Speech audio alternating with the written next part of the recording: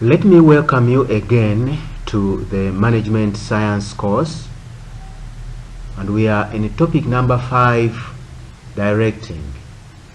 I'm expecting library and information science students to attend this lecture. Now, during our face-to-face sessions, we have already looked at topic number 1, which is the introductory topic. We have looked at topic number 2, which is planning. We looked at topic number 3, organizing. And in our online sessions, we have cleared topic number 4, staffing, and part of topic number 5, directing.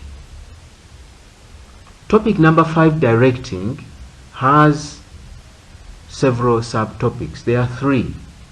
They include leadership, motivation, and communication. In this lecture, we are going to look at communication. And as you may have read, communication has some aims, the aims of communication. One of the aims of communication is to communicate directives. The managers normally communicate directives to those they direct to do whatever they are supposed to do. But in communication, also communicate opinion. We may communicate ideas, we communicate knowledge, we communicate information, and we also communicate meaning. Now, we convey the ideas, we convey the knowledge, we convey the meaning. If we make decisions as managers, we have to communicate these decisions to those we manage. If we formulate policies, these policies have to be communicated to those who are supposed to understand them. Now, we can also convey or communicate information, or we can communicate knowledge or convey knowledge from one point to another. So, activities within an organization must have something to do with communication. In many cases, we need to communicate information on the activities being done within the organization. How now can we improve information and communication? One of the things that we can do is to ensure that we use proper communication techniques and proper communication guides. Another thing that we can do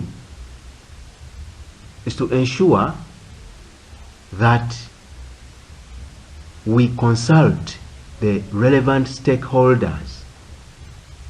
It's important to clarify the idea to the stakeholders before this idea is communicated. And it's important that we understand the physical environment within which we are operating when we are communicating information or whatever we need to communicate. We need to understand the human environment in which we are operating when we are communicating. Before any communication is done, we need to understand these environments. So, consulting these relevant stakeholders is important. We need to consult them to get their support. We need to consult them to get their opinion before information is communicated.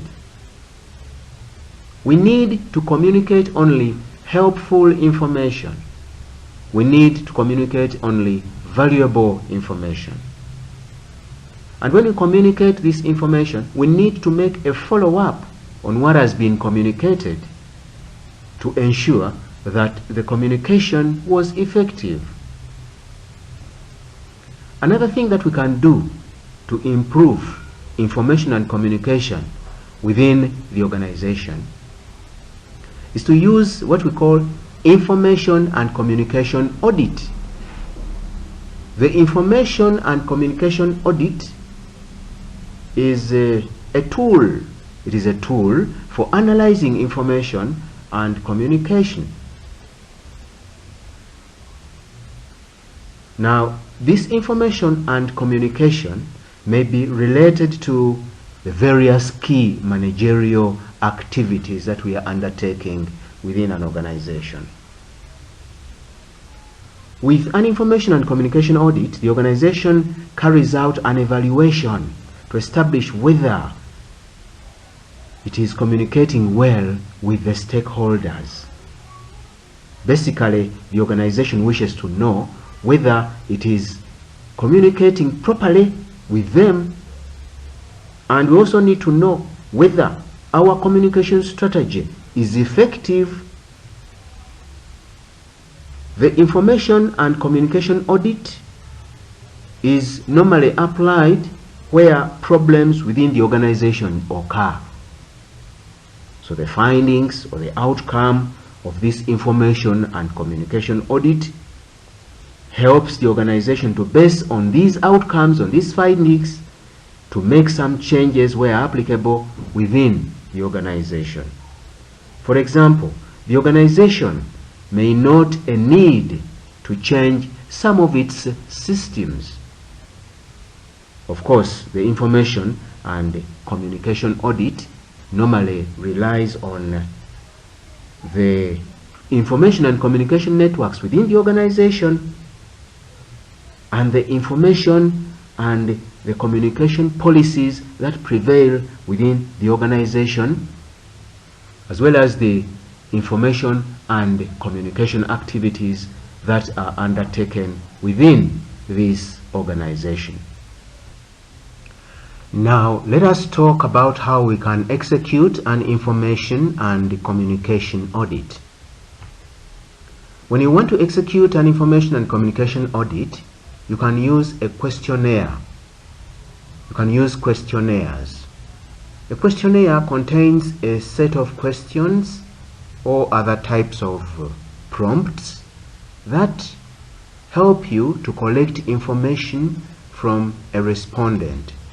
The respondent may fill in this questionnaire, or you may fill in the questionnaire yourself when you are asking the respondent these questions. You can also use interviews to carry out an information and communication audit. With an interview, you ask questions and you wish to explore the perspective of the respondent. What perspectives does the respondent have on a particular idea, on a particular program, or on a particular situation, or something that you are interested in to know? You can also use observations. You observe what is going on within the organization in relation to information and communication.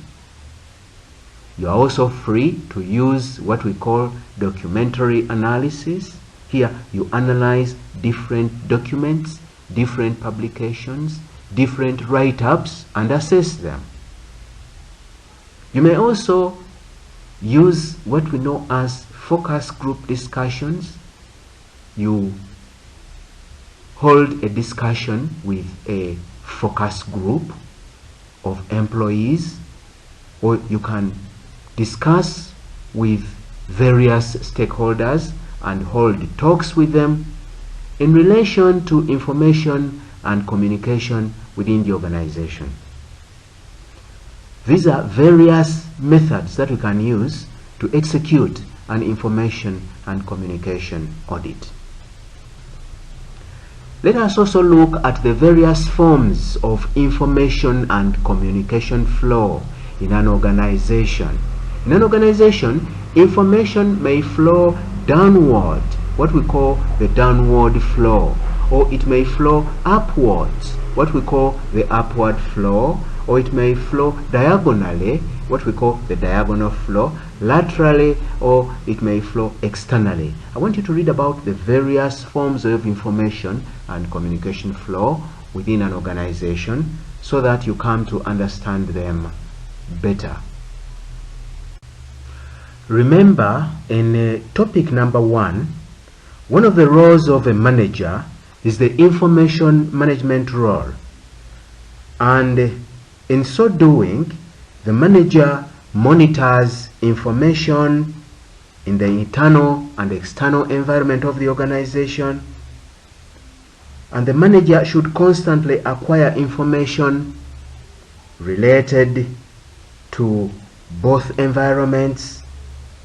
Therefore, this information has to flow in all those forms we've mentioned: upward form, the downward form, the lateral form, the diagonal form, and information may also flow externally. So when we talk about information and communication flow in an organization, then we must have the various forms of information flow within this organization at the back of our mind. Now, for information managers, it's important that they find out whether what they have communicated has been effective. But remember, in order to know that the information that you have communicated has been effective, you need to make sure that everything has been okay. The information was well coded, the channel through which the information went was perfect, the recipient clearly understood what you communicated and decoded it very well. And that's why you always need feedback to know whether what you communicated as a manager was well received and the information that you intended to communicate was the one which was communicated. This is why we also need to talk about the concept of noise. What is noise? Within the communication system, there is what we call noise. The communication model has something that relates to noise. Noise is anything that interferes with the communication process. And this noise can happen at the side of the sender. It can happen at your side as a manager who sends out this information. Noise may also, happen at the side of the receiver. This noise may prevent the receiver from completely comprehending the message that you sent, from completely understanding the message that you sent. And if noise occurs on the side of the sender, then it may mean that maybe the sender encoded the information inappropriately and the receiver found it very hard to decode the information that was sent. Or the sender may have used the symbols which were very difficult to decipher or to decode or to understand by the receiver. Noise can also occur on the side of the person who receives the message or who receives the information or the communication. For example, the recipient may interpret the message that you sent wrongly. Wrong interpretation of the message is noise. Or the receiver may be prejudiced against the message that you sent, against the information that you sent, and that prejudice is enough to constitute noise.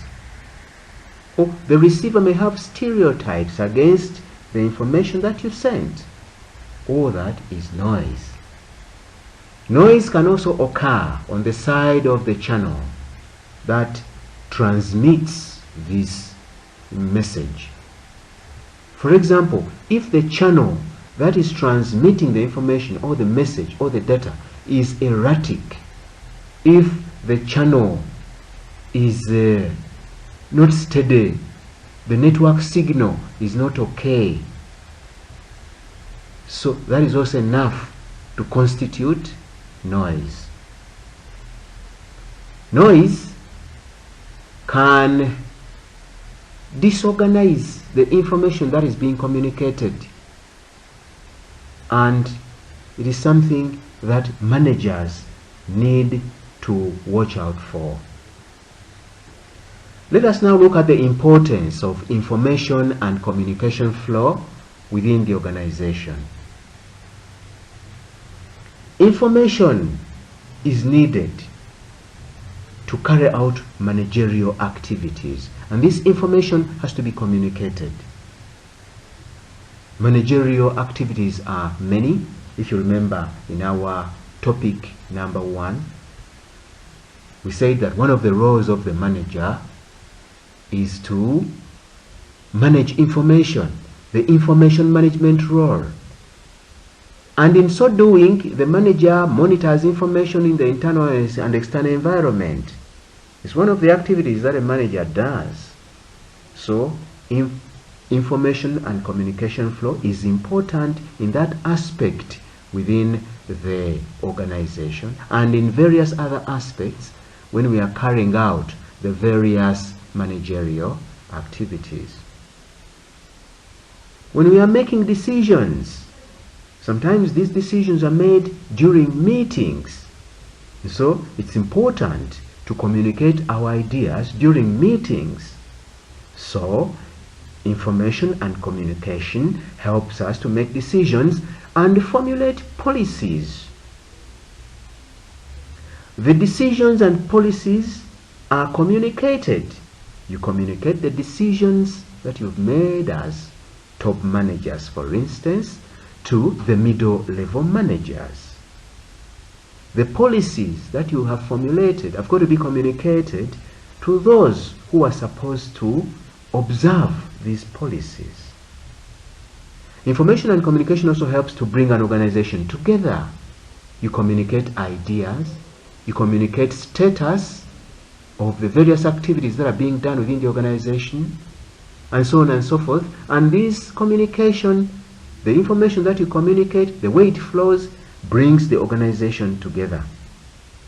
In the same vein, it unites, information and communication flow unites employees to the desired goal, because whatever we do in an organization is aimed at achieving a particular goal.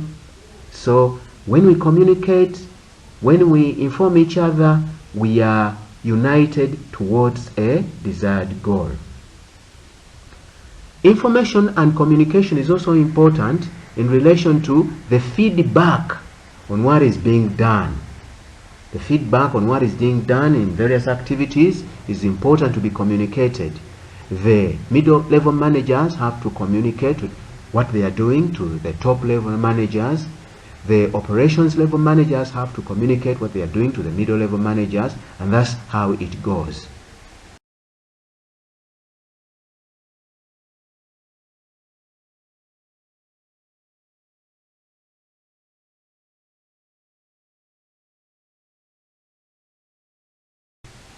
Now, by way of conclusion, it is important to note the various variables in the communication process. And these various variables include the sender who codes the information or the message, and who writes the words or using various symbols that are used to communicate this information and this message.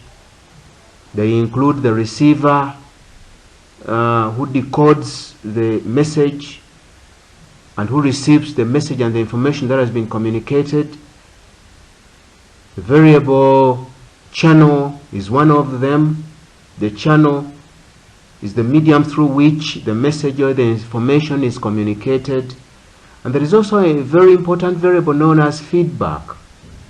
Now, the information manager should also be mindful of the feedback in order to understand whether the information has been efficiently communicated.